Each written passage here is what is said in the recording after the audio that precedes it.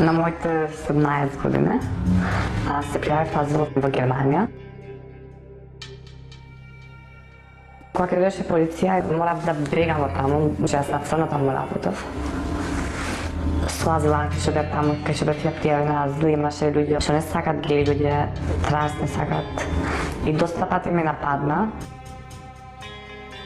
Ми нудија и работа да си работам со макро, па ја не прифаќам за таква нешто. Зашто се плашев. Што ја у Македонија работев, што нема макро. Во Македонија имав лошо искуство со клиент, што ми вради нос шетначка. Сакаше да прави секс без пари. Ја тоа не прифатив. И човекот после тоа ми се закануваше дека ќе ме пријави во полиција, ќе ми дојде дома, нема да му се да работам. Полициска станица Беко тука во Скопје, кај што сакаме да пријавиме случај и полиција ни избрка надвор.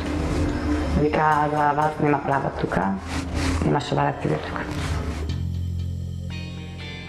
Имав и лошо искуство во отворена сцена во Тетова, од страната на полицајци.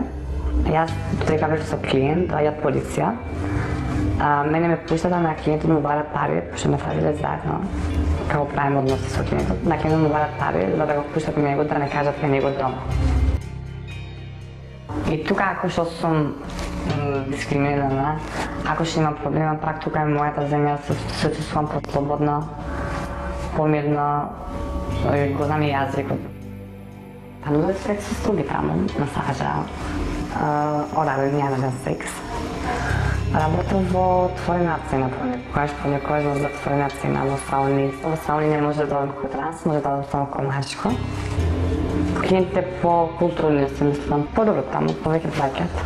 За поедина имам една другарка, она живе веќе 2 години во Белгија, се слушам секој ден со нејзе. Таму имам многу другарки од Македонија што се отидени, скоро 12 другарки имам таму од Македонија.